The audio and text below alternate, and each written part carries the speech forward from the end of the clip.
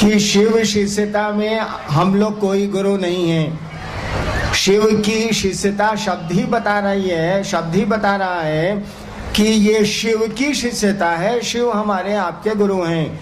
या इस आयोजन में शिव के गुरु होने की बात सुनाई जाएगी, समझाने की कोशिश की जाएगी। हम लोग कोई गुरु नहीं है, इसीलिए न प्रवचन होगा न उपदेश होगा। हम लोग बात करेंगे शिव की, उनके गुरु स्वरूप की। तो बात करेंगे कैसे? जब आप बात सुनने की मानसिकता में नहीं होंगे, जब आप बैठ के कुछ सुनेंगे नहीं, तब कोई आपसे बात करेगा कैसे?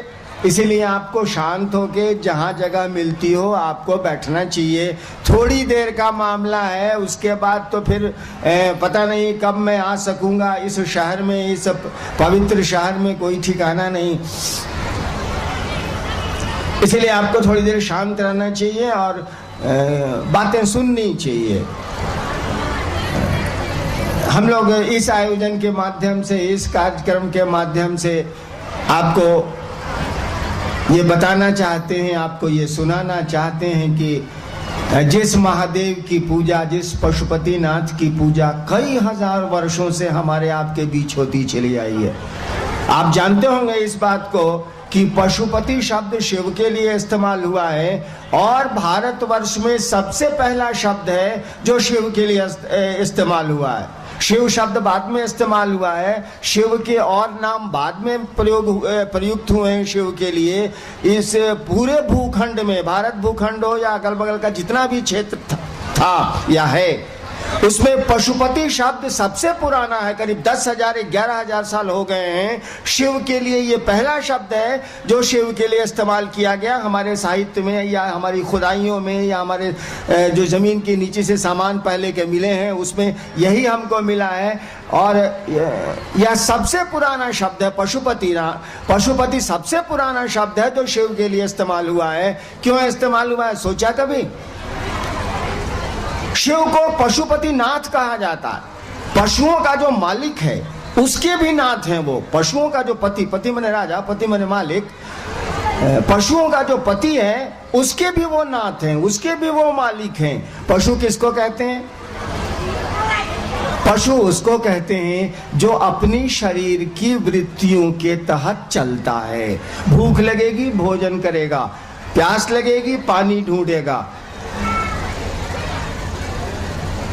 एक कल्पना करिए तो एक कुत्ता ससुराल गया, हम जानवर की बात कर रहे हैं, पशु की बात कर रहे हैं। एक कल्पना करिए, चलिए हम लोग सोचते हैं, एक कुत्ता ससुराल गया। हम भी ससुराल गए हैं, आप भी जाते हैं जिनकी शादियां हुई हैं। हम लोग ससुराल जाते आते भूख लग जाती है। अगर गाड़ी से गए तो हमारा तो ससुराल और जंगल में है, 60 किलोमीटर जंगल में जाना पड़ता है, कुछ मिलता उलता उस समय तो और कुछ नहीं था। जाते जाते भूख लग जाती है। आप भी जा रहे हैं ससुराल, बस की लंबी यात्रा है, यहाँ से जा रहे हैं विराटनगर। अब विराटनगर जाने में भूख तो लग जाएगी, कहीं कुछ अगर मौसम ठीक रहा तो मिल भी जाएगा, अगर बारिश हो रही है तो कुछ मिलेगा भी नहीं। आपको खूब भूख लगी है, उधर से ससुर जी आके पूछ रहे हैं क्या हाल है मेहमान, कैसे हैं आप? और आपके पेट में चूहा नहीं हाथी कूद रहा है कि जल्दी से कुछ खाना मिले। उधर से सास आके पूछ रही हैं बउआ कैसे हैं आप? आप बोल रहे हैं जी माँ जी ठीक है। उधर से साला आके पूछ रहा है क्या हाल है, मस्ती है ना? हाँ भैया मस्ती है। कोई नहीं कह रहा है कि अभी खाने की बात, अभी तो हाल चाल चल रहा है और आप चुपचाप बैठे हैं, ससुराल गए हैं, इज्जत का मामला है। साला बोले कैसे? आदमी की भूख लगी है, पहले खाना तो दोनों यार, बाद में हालचाल पूछना, कोई नहीं बोलेगा। अब एगो कुकुर गया ससुराल, उसको लग गई भूख, उसकी सास पूछेगी का हो का हलवा, ससुर पूछेगा का बउआ कैसे हो, वो कुछ नहीं देखेगा, सूंघेगा, सूंघ के सीधे रसोई घर में चला जाएगा, लगेगा भात दाल चपर चपर खाने। देखिए जानवर और आदमी में यही अंतर है। एक जगह आप मांस का टुकड़ा रख दीजिए या खाने का सामान रख दीजिए और 5 कुत्तों को वहां छोड़ दीजिए, उसमें जो सबसे बलशाली होगा, सबसे ताकतवर होगा, वो सबको मार के भगा देगा, खा जाएगा। आज जबकि भोरे हुए खाया है, बाकी चारों कुतवा नहीं खाया है कले से। भोरे वो मोटके कुतवा, मोटा है इसका मैंने खाया होगा तो मैंने मोटा है साला, वो खाया है। अचानक 2 बजे आप उसको खाने के लिए बुला दिया, 5 को कुत्ता वहां पर है, खाना दे दिए आप। देखिएगा जो सबसे ताकतवर है, भोरे भर पेट खाया है, उस सबको हाउ हाउ हाउ करके दांत निकाल के भगा देगा, अपने सब खाना खा जाएगा। आप खाना रख दीजिए 5 आदमी के बीच में, आप 5 आदमी के बीच में भोजन रख दीजिए। उसमें लोग कहेंगे देखिए ये छोटा बच्चा है, इसको पहले खिला दीजिए, ये बूढ़ी माता जी हैं, इनको पहले खिला दीजिए। अरे हम लोग तो जवान हैं और नहीं ही खाएंगे तो क्या हो जाएगा, फिर देखा जाएगा। लेकिन ये बच्चे हैं, बूढ़ी माता जी हैं, माँ बहनें हैं, ये बूढ़ा आदमी है, इसको खाना खिला दीजिए। अरे हम नहीं खाएंगे तो क्या हो जाएगा। देखिए भूख आपको भी लगी है, लेकिन आप अपनी बुद्धि का प्रयोग कर रहे हैं, कह रहे हैं कि पहले बूढ़ी माँ को तो खिलाइए, ये बूढ़े बाबा को तो खिलाइए, छोटे छोटे बच्चे हैं ये भूखे हैं, इनको तो खिलाइए। अरे हमारा क्या है, अभी नहीं खाएंगे, शाम में खा लेंगे। देखिए जानवर आया था तो सबसे बलशाली जानवर जो सुबह में खाया था, बाकी जानवर 2 दिन से नहीं खाए थे, सबको भगा दिया, अपने खा गया। आदमी गया तो उसने विचार किया कि बच्चे हैं, बूढ़े लोग हैं, पहले ये लोग खा लें, इनको अभी भोजन की ज़्यादा ज़रूरत है। अरे हमारा क्या है, आज नहीं तो कल, अभी तो उम्र मेरी कम है, नहीं खाएंगे तब भी चलेगा। पशु का मानी होता है जो अपने शरीर की वृत्तियों से चलता है। उसको भूख लगेगी तो कुछ नहीं सुनेगा वो, उसको प्यास लगेगी वो कुछ नहीं सुनेगा, वो अपनी बुद्धि का प्रयोग नहीं करेगा कि हमारे बाबूजी बैठे हैं, कि हमारे ससुर जी बैठे हैं, वो जाएगा चपर चपर खाने लगेगा। अपने शरीर की वृत्तियों से पशु चलती। शिव को पशुपतिनाथ कहा गया है। पशु का अर्थ हुआ जो पाशों से बद्ध हो, जो बंधनों से युक्त हो। बंधन, शरीर के बंधन में उसका मन चलता है। पशुपति हैं, यानी वो पाशों के बंधन के मालिक हैं। शिव को तो ऐसे भी कहा जाता है, he is god of all gods, he is king of all kings, he is guru of all gurus. कहा ही जाता है कि वो राजाओं के राजा हैं, वो गुरुओं के गुरु हैं, वो देवताओं के देवता हैं। शब्द ही बोलता है महादेव। पशुपतिनाथ का मानी हुआ कि वो जो शरीर को नियंत्रित करते हैं लोग अपने मन से, इच्छाओं के बाद भी, शरीर की आदतों के बावजूद भी जो लोग अपने शरीर पर नियंत्रण रखते हैं, अपने बंधनों पर नियंत्रण रखते हैं, वो उसके भी नाथ हैं, वो उसके भी मालिक हैं।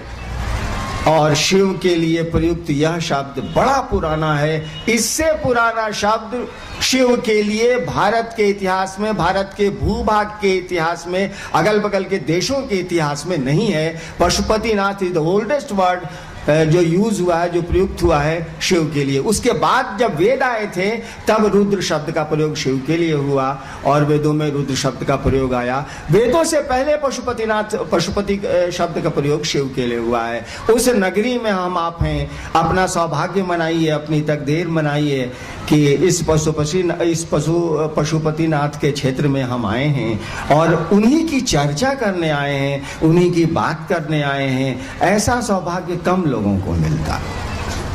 इसीलिए मैंने कहा कि शांत होकर थोड़ी देर बैठ जाइए। क्या लगता है 30-40 मिनट के बाद तो हम भी रवाना होंगे, आप भी रवाना होंगे, फिर कभी दिल मिलेंगे तो मिलेंगे, अन्यथा कहाँ मिलना होगा। हम लोग कह रहे थे कि जो पशुपतिनाथ है उसके बारे में, जैसे हमने बता दिया कि ये सबसे पुराना शब्द है जो शिव के लिए इस्तेमाल हुआ है भारत के साहित्य में। उसमें साहित्य था ही नहीं, उस समय न कोई जाति थी न कोई धर्म था। जो शिव का इतिहास है, जब से शिव की पूजा का प्रचलन हमारे यहाँ है तब से, उस समय से यहाँ कोई नहीं था। द्रविड़ थे, ऑस्ट्रियंस, जो इतिहास पढ़े हैं लोग, द्रविड़ थे, ऑस्ट्रियंस थे, मंगोल्स थे, यहाँ के पुराने आदिवासी थे। उस समय तो न कोई धर्म था न कोई जाति थी, कुछ नहीं था। ये क्लान थे, क्लान जिसको कहा जाता है, विभिन्न वर्ग के लोग थे, ऑस्ट्रियंस, मंगोल्स और द्रविडियंस, ये लोग थे। खैर इतिहास की बात है, इससे क्या, छोड़िए इसको। बहुत पहले से हमको आपको पता है कि ये पशुपतिनाथ देने वाले का नाम है। बहुत पहले से पता है ये आशुतोष हैं। आशुतोष शब्द का हमारे आपके शब्दकोश में अर्थ है जो शीघ्र प्रसन्न होता है। हमारे आपकी डिक्शनरी में, हमारे आपके शब्दकोश में, हिंदी के शब्दकोश में या संस्कृत के शब्दकोश में आशुतोष शब्द का अर्थ होता है जो शीघ्र प्रसन्न होता है, तुरंत खुश हो जाता है। हमको आपको पता है कि आशुतोष हैं, जल चढ़ाने से भी काम चल जाता है, भारत के बंगाल राज्य में गाल बजाने से भी काम चल जाता है, कहीं बेलपत्र जिसको जानवर भी नहीं खाते हैं उसको भी चढ़ाने से काम चल जाता है।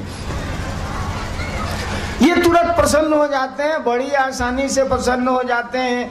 और मैंने तो एक कहानी सुन रखी है कि महाशिवरात्रि का दिन था, एक कहानी है, एक चोर घूम रहा था कुछ चुराने के लिए, तो महाशिवरात्रि के दिन रात भर घर में लोग जगे रहते हैं, शिव का पर्व मनाया जाता है, तो चोर को स्कोप नहीं मिला, मौका नहीं मिला किसी घर में चोरी करने का। तो चला गया, मंदिर की तरफ गया तो देखा कि मंदिर में कोई नहीं है, रात का 1-2 बज रहा है, लेकिन मंदिर खुला हुआ है। महाशिवरात्रि का दिन था, मंदिर खुला हुआ। उसने सोचा कि शिवलिंग के ऊपर जो पीतल का सुंदर घंटा टंगा हुआ है, साले इसी को खोल लेते हैं, कुछ तो माल मटेरियल मिलेगा। अब वो चढ़े कैसे, खोले कैसे, ऊंचाई पर घंटा था, कहा कि दूर चुराने ही आए हैं तो कौन सिद्धांत बघारना है, शिवलिंग पर चढ़ गया, घंटा खोल लिया। कहानी कहती है कि महादेव खुश हो गए, बोले कि साला हम पर सब चढ़ाता है, ये अपने ही को चढ़ा दी, जे ले से ले जा जो। देखिए, शिव की ये कहानियां हमारे आपके बीच में हैं जो बतलाती हैं कि वो तो ओढ़रदानी है, कुछ भी दे सकता है। रावण को त्रैलोक की शक्ति उसने दी, जो कहानी है भैया सच है क्या है हम नहीं जानते हैं, जो पढ़ा है या आपने पढ़ा है। रावण ने त्रैलोक की शक्ति पाई शिव से, भगवान विष्णु ने चक्र सुदर्शन पाया शिव से, श्री कृष्ण की राय पर अर्जुन ने पशुपतास्त्र पाया शिव से, शुक्राचार्य ने संजीवनी विद्या ली भगवान शिव से। तो लेने का सिलसिला बड़ा पुराना है और उनके देने का भी सिलसिला बड़ा पुराना है। तो हम आप उनके लेने देने में क्यों पड़े, हमको भी जरूरत होगी तो जेबे करेंगे, मांगबे करेंगे, आदमी है क्या करें, के देगा, वो ईश्वर है, इसीलिए जो दे सकते हैं उतना कोई नहीं दे सकता है। इसीलिए जान लीजिएगा, कुछ शब्द हैं जो शिव के लिए इस्तेमाल होते हैं, बाकी किसी देवता के लिए इस्तेमाल नहीं किए जाते। अघोरेश्वर मात्र शिव के लिए इस्तेमाल होता है, अर्धनारीश्वर मात्र शिव के लिए इस्तेमाल होता है, महाकाल मात्र शिव के लिए इस्तेमाल होता है, महामृत्युंजय मात्र शिव के लिए इस्तेमाल होता है। अन्य ढेर सारे शब्द हैं जो शिव को छोड़ के किसी देवता के लिए इस्तेमाल इस भूभाग में नहीं होते, हमारे यहाँ नहीं होते, हम लोग नहीं करते हैं। कुछ शब्द हैं जो शिव के लिए होते हैं। उन शब्दों की अगर आप व्याख्या कर लें, उन शब्दों पर आप विचार कर लें, महाकाल शब्द पर आप सोच लें जरा सा, अघोरेश्वर शब्द पर सोच लें जरा सा, महामृत्युंजय शब्द पर सोच लें आप जरा सा, आपको तुरंत लग जाएगा ये तो भगवान का नाम है, ये तो ईश्वर का काम है, ये तो परमात्मा का काम है। हम आप सोचते नहीं है, इसीलिए इधर से उधर होते हैं। आप कुछ शब्दों पर विचार करिए। चलिए को शब्द लें, क्या इतना समय तो नहीं है। जैसे महाकाल शब्द ले लीजिए, मात्र शिव के लिए इस्तेमाल होता है। महाकाल शब्द का अर्थ क्या होता है, सोचा कभी? वह जो काल की परिधि से बाहर हो। अकाल सिखों में है ना, अकाल तख्त, अकाल और महाकाल एक ही चीज है। महाकाल कहते हैं जो काल से परे हो, जो समय से परे हो, जो अकाल हो, जिसमें काल सटता ही नहीं हो, समय सटता ही नहीं हो, उस सत्ता को महाकाल कहते हैं। काल कब शुरू होता है, समय कब शुरू होता है? अरे 1948 के अंत में हम पैदा हुए, समय शुरू हो गया, गिनती शुरू हो गई। 60 में बिहार सरकार से रिटायर किए, 61 उम्र है मेरी, गणना शुरू हो गई। अगर मैं पैदा नहीं होता तो गणना कहां से करते भाई साहब? नहीं कर पाते हम आप। यानी जब भी कोई चीज दिमाग में या इस भौतिक जमाने में, इस संसार में बनेगी, समय लागू हो जाएगा। सृष्टि जैसे शुरू होगी, समय लागू हो जाएगा। जैसे कोई चीज बनेगी, यगच्छ सगच्छ, डेट ऑफ मैन्युफैक्चरिंग जहां पड़ा, डेट ऑफ एक्सपायरी पढ़ना ही पड़ना है। डेट ऑफ मैन्युफैक्चरिंग जिस सामान पर पड़ा, बनने की तिथि, उसी समय लिखा जाएगा इसके मिटने की भी तिथि। इसीलिए देखिए हम लोग रामनवमी मनाते हैं, जन्माष्टमी मनाते हैं, भगवान राम का जन्मदिन मनाते हैं, भगवान कृष्ण का जन्मदिन मनाते हैं, शिव का जन्मदिन मनाते हैं भाई साहब? नहीं मनाते। शिव का बियाह का दिन मनाते हैं। हमारे भारत सरकार में किसी के बियाह के दिन की छुट्टी नहीं मिलती है, कोई हो। जन्म की छुट्टी मिलेगी, ब्याह के दिन की छुट्टी नहीं मिलेगी। क्या करेगी भारत सरकार? उसको पता नहीं है कि महादेव का जन्म हुआ था कि नहीं हुआ था, और जब जन्म नहीं हुआ था तो कोई मरेगा कहां से? कहा कि टंटा में कौन पड़ेगा, साला ब्याह का दिन दे दो। और महाशिवरात्रि की छुट्टी हो गई। होती है, सब सरकार में होती है, सब जगह होती है। तो काल तभी लागू होगा, काल की पैदाइशी होती है, काल की शुरुआत ही होती है, काल पैदा ही होता है जब कोई चीज बनेगी। यानी ये सृष्टि बनी होगी तो काल बना होगा, समय बना होगा। कोई चीज बनेगी नहीं तो समय कहां से लागू होगा? जब ये सृष्टि बनी होगी, कहा जाता है उपनिषद में, इच्छा मात्र प्रभो सृष्टि। ये पूरी की पूरी सृष्टि उस परमात्मा की मात्र इच्छा है। एक बात बताइए तो, सामियाना क्या है, ये हवाई जहाज क्या है, ये पानी का जहाज क्या है, ये इतना सामान जो बना दिए हैं, ये कौन चीज से बनाए हैं भाई साहब? मात्र आदमी की इच्छा ने इन चीजों को बना के रखा है। हम लोग स्कूल में पढ़ते थे, all real castles were first air castles. School में अंग्रेजी में हम लोग पढ़ते थे कि जितने आप सचमुच के महल देख रहे हैं, एक दिन कल्पनाओं के महल थे कि नहीं थे? आदमी ने सोचा होगा कि नहीं सोचा होगा, तभी तो बनाया होगा। जैसे जैसे जरूरत पड़ी वो बनाता चला गया। ठीक उसी तरह से इस संसार में हमने आपने जो कुछ भी बनाया है वो हमारी इच्छा का परिणाम है, ठोस इच्छा का परिणाम है, संकल्पित इच्छा का परिणाम है। कहा जाता है कि ये संसार भी उस शिव की इच्छा का प्रतिफल है, उस शिव की इच्छा का ये परिणाम है। It is the mental projection of that cosmic father. ये जो दुनिया है, ये जो संसार है, उस शिव की मात्र इच्छा है। हमारे शास्त्र, हमारी उपनिषद कहती है, इच्छा मात्र प्रभो सृष्टि। ये जो सृष्टि है वो उस प्रभु की मात्र इच्छा है, मात्र इच्छा है। उसने इच्छा की होगी, जैसे मन में इच्छा की होगी, और फिर उसको उसकी इच्छा में और होने में अंतर नहीं आता। हमारी इच्छा और होने में अंतर आता है, उसकी इच्छा और होने में अंतर नहीं आता। जैसे उसने इच्छा की होगी, समय लागू हुआ होगा, सृष्टि बनी है, खंड खंड टूटेगी, खंड खंड रहेगी। कहा जाता है कि उत्पत्ति, स्थिति और लय तीनों क्रम एक साथ चल रहे हैं, पल प्रतिपल। उत्पत्ति भी हो रही है पल प्रतिपल, स्थिति भी है, पालन करना, स्थिति भी है पल प्रतिपल, और विनाश भी है पल प्रतिपल। लगातार चल रहा है, चल रहा है, चल रहा है, यानी सब कुछ चल रहा है। उसकी इच्छा मात्र से सृष्टि हुई और समय चल रहा है। समय बताएगा क्या टूटा है, कब टूटा है, क्या बना है, कब बना है, ये समय बताएगा।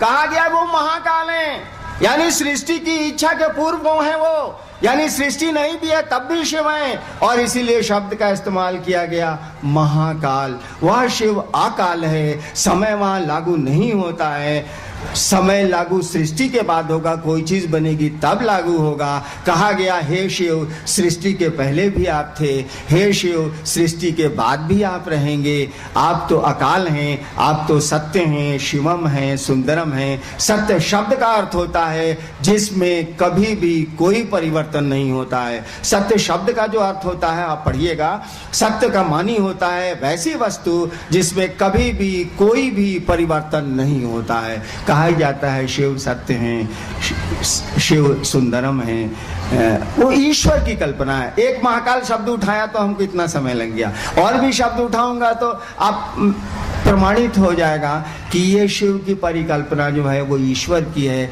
सुरासुर पूजित कहा जाता है उनको सुर प्रवृत्ति वाले भी पूजते हैं, असुर प्रवृत्ति वाले भी पूजते हैं। इसलिए शिव को कहा जाता है आप सुरासुर पूजित हैं, सुरों से भी पूजित हैं, देवताओं से भी पूजित हैं। जिनकी असुर प्रवृत्तियां हैं उनसे भी आप पूजित हैं। आप तो सबसे पूजित हैं, सबको देते हैं, सब आपके हैं।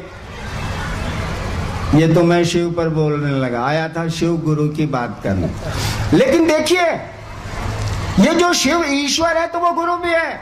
शिव अगर ईश्वर है तो वो माँ भी है, बाप भी है, सारे गुण उसमें हैं, अन्यथा होंगे ही नहीं धरती पर। इस संसार में, इस जगत में, इतने जीवों में जो कुछ भी दिख रहा है उसी का मेंटल प्रोजेक्शन है, उसी की कल्पना है, उसी की इच्छा है। यानी यहाँ जो कुछ भी है सब वहां मिलेगा आपको, और वहां जो कुछ भी है वो मिलेगा आपको यहाँ। वो गुरु भी है, इसीलिए हमारे शास्त्रों ने कहा कि वो गुरु हैं। कहा गुरु नहीं, गुरुओं के गुरु हैं। कहा गुराधिपति हैं, अधिपति माने राजा, मालिक। वो गुराधिपति हैं, गुरुओं के राजा हैं। कहा वो जगत के गुरु हैं, जगत गुरु नमस्तुभ्यं शिवाय शिवदाय च। शास्त्र हमारे बोल गए, साधु हमारे बोल गए, बुजुर्ग हमारे आज भी बोलते हैं कि शिव गुरु हैं, लेकिन इस गुरु का इस्तेमाल हमने आपने नहीं किया। उससे खुशियां ली हैं हम लोगों ने, उससे रोग मुक्ति ली है हम लोगों ने, उससे बहुत कुछ लिया है हम लोगों ने और हमारे पूर्वजों ने और सबने, लेकिन ज्ञान नहीं लिया। ज्ञान लेने का सिलसिला नहीं चला, ज्ञान लेने की आदत नहीं डाली गई।